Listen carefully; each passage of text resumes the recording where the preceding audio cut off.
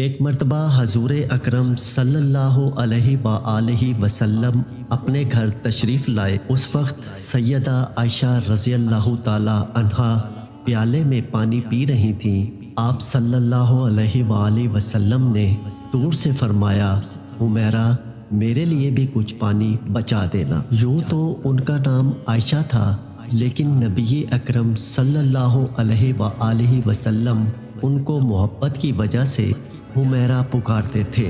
اس عمل سے پتہ چلتا ہے کہ ہر خاوند کو چاہیے کہ وہ اپنی بیوی کا محبت میں کوئی ایسا نام رکھے جو خود اسے بھی پسند ہو اور اس کی بیوی کو بھی۔ ایسا نام محبت کی علامت ہوتا ہے، اور جب اس نام سے بندہ اپنی بیوی کو پکارتا ہے تو بیوی قرب محسوس کرتی ہے، اور یہ سنت بھی ہے۔ نبی کریم صلی اللہ علیہ وآلہ وسلم نے جب فرمایا کہ حمیرہ میرے لیے بھی کچھ پانی بچا دینا، تو سیدہ عائشہ صدیقہ رضی اللہ تعالی عنہا نے کچھ پانی پیا اور کچھ پانی بچا دیا۔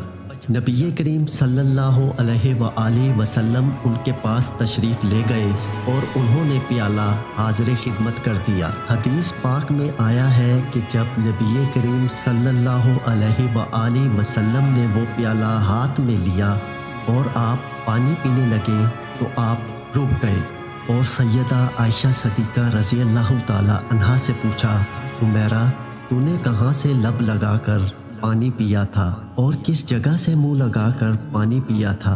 انہوں نے نشاندہی کی کہ میں نے یہاں سے پانی پیا تھا۔ حدیث پاک میں آیا ہے کہ نبی اکرم صلی اللہ علیہ وآلہ وسلم نے پیالے کے رخ کو پھیرا اور اپنے مبارک لب اسی جگہ پر لگا کر پانی نوش فرمایا۔ خاوند جب اپنی بیوی کو ایسی محبت دے گا تو وہ کیوں کر گھر آباد نہیں کرے گی؟ اب سوچئے کہ رحمت للعالمین تو آپ صلی اللہ علیہ وآلہ وسلم کی ذات مبارکہ ہے، آپ سید الاولین والآخرین ہیں۔ اس کے باوجود آپ صلی اللہ علیہ وآلہ وسلم نے اپنی اہلیہ کا بچا ہوا پانی پیا۔ ہونا تو یہ چاہیے تھا کہ آپ صلی اللہ علیہ وآلہ وسلم کا بچا ہوا پانی حضرت اماں عائشہ پیتیں۔ اگر یہ سب کچھ محبت کی وجہ سے تھا تو آپ نے سنا دوستو کیسے نبی اکرم صلی اللہ علیہ وآلہ وسلم نے اپنی شریک حیات سے محبت کا عملی نمونہ پیش کیا۔ ہمیں بھی چاہیے کہ ہم اپنے نبی پاک کی سنتوں کو مکمل طور پر اپنائیں اور ان کے عمل اور کردار کو مکمل طور پر اپنا کر اپنی زندگی کو خوشحال بنائیں۔